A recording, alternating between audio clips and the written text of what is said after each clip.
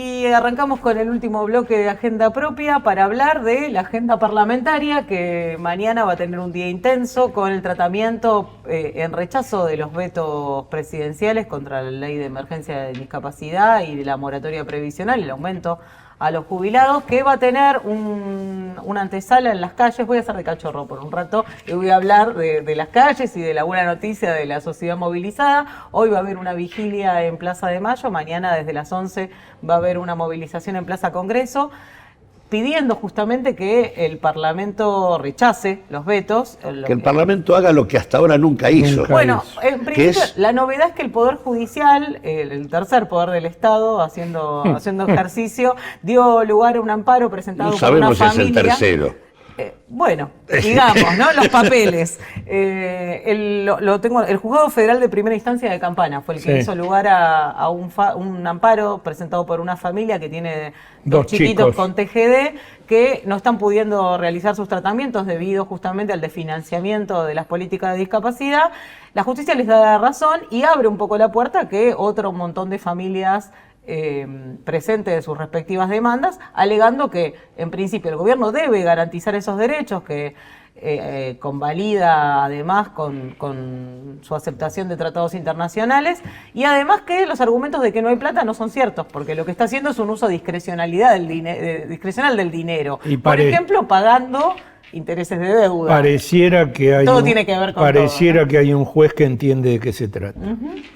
Yo creo que, digamos, hemos tenido durante 2 años un Parlamento que ha sido claramente cómplice de la gestión del gobierno nacional.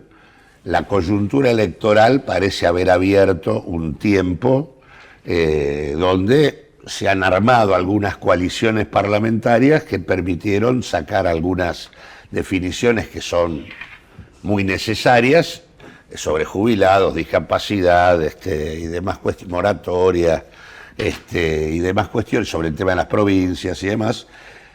Acá lo que está en discusión, y esperemos que tal cual lo decía cuando estuvimos con Germán Martínez en este programa, hayan hecho bien las cuentas si va a discusión el tema de los vetos mañana, y que efectivamente no pase lo que ya ha pasado, ¿no? En el sentido de que, porque de hecho también el gobierno está empezando a plantear una serie de mecanismos compensadores hacia discapacidad y demás, para tratar de, y de acuerdo con los gobernadores, para tratar de evitar que efectivamente tengan las 2/3 partes de las cámaras, en este caso de diputados, para rechazar el veto, que por otra parte además necesitan las 2/3 partes de las 2 cámaras, que este es el otro tema serio que tenemos. Así que bueno, me parece que lo que esperemos que la movilización logre en el día de mañana la presión suficiente como para que nadie se mueva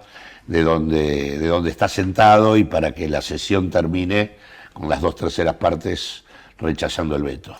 Y aparte digo, claramente hemos dicho acá que con el dinero que se rifó en la sociedad rural, reduciendo las retenciones en $1.250 millones, se pagan 7 años el financiamiento del Garrahan, y con ese dinero se pagan 5 meses de financiamiento completo de las universidades, y venimos planteando con claridad que los intereses que está pagando el gobierno por deuda pública, que sigue pagando tasas del 70%, no solo se están comiendo el superávit y están poniendo en déficit al Estado, con lo cual no existe el famoso déficit, el famoso superávit financiero, sino que están pagando más intereses de deuda que guita en jubilaciones. Entiendo que eso además se cuadruplicó, ¿no? Que el último número justamente del pago de intereses de deuda hablaba de casi un 17% cuando el de jubilaciones es el 4% o algo por el estilo. Pero ahora lo que están hablando de los intereses que se pagan, o sea, en lo que hubo en el mes de julio,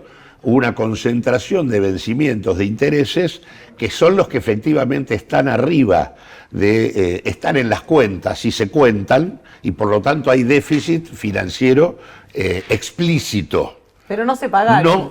no Sí. oculto. O sea, son capitalizables. esos No, intereses. además Ah, están los capitalizables, o sea que esa es una cuenta Por de Dios. mínima, la que en todo caso se está planteando. Hasta junio había déficit, pero no se notaba. Ahora hay un aumento de los intereses pagados que lleva incluso a déficit en el mes de julio. Bueno, me estoy sorprendida porque pensé además que era menos terrible la de lo que estás describiendo. Entiendo además que la semana pasada hubo una suerte de cuello de botella por una especie de, ¿cómo decirlo?, exceso de liquidez por parte de los bancos que el gobierno temió que fuera a El gobierno parar fracasó. al dólar, ¿no? Digo, estamos en la fase final de todo esto. En general, todas estas políticas terminan con una carrera en donde la tasa de interés intenta controlar que las inversiones en pesos no se vayan al dólar. Y consecuentemente el gobierno lo que trata es de que no haya pesos disponibles para presionar sobre el tipo de cambio, tratando de llegar con su única estrategia de campaña, que es la inflación, que por otra parte dio para arriba en el último mes, o sea, hace 2 meses que la inflación ya no baja, sino que va subiendo de a poquito, como consecuencia del movimiento del tipo de cambio, como consecuencia de la reducción de las retenciones. De hecho, lo que subió ahora mucho es alimentos y bebidas, que era lo que venía estancado. Ahora, la verdad que pegó un fuerte salto en el mes de junio, en el mes de julio. Pero digo, lo que pasó es que fracasó el gobierno en la última licitación de la semana pasada, donde en lugar de lograr la renovación de toda la deuda, solo renovó, aún pagando el 70% De interés. de interés, 70% de interés, sí, muchísimo. 69,5, a pesar de ese pago, logró que le renueven solo el 61% de la deuda. O sea que le quedó afuera unos 6 billones de pesos flotando que los bancos querían, primero para componer parte de los encajes, porque el gobierno había aumentado los encajes, que es lo que los bancos tienen que retener y no prestar, y consecuentemente es otro instrumento que el gobierno ha estado utilizando para evitar que haya dinero circulando. Los bancos tenían que completar esos encajes, una parte de eso que no renuevan lo usaban para esto, y otra parte para tener liquidez y poder manejarse con sus inversiones, que también incluían la posibilidad de ir al tipo de cambio.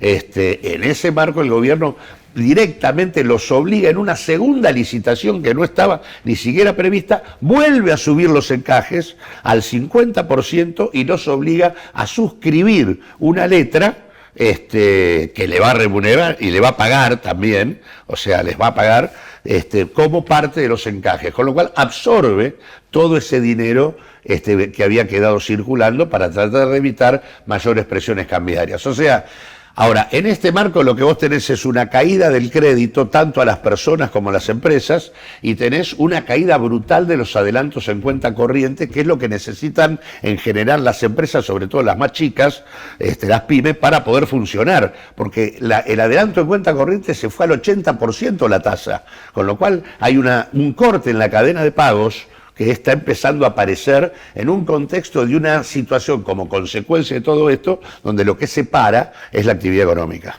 Cada vez que empezás a hablar de economía, yo me deprimo un rato más, cosa que no me lo han recomendado los cardiólogos. O sea, tengo que estar... A mí me llama la atención que mencionas un gobierno que dice que es liberal. Claro, que dice tanta... interviene sobre los bancos. Tanta pelotudez este gobierno que y dice puede... dice que la inflación es un problema monetario y tiene parado el dólar, porque es un problema monetario. Bien, nos vamos, espero que le haya gustado, espero que haya entendido qué es el ANMAT, qué se maneja, qué no se maneja, y realmente, bueno, seguimos en esta agenda propia que es su agenda, con Claudio, con Gladys, con Cachorro, que hoy no vino, y con usted como principal actor de esta Argentina cada vez más complicada.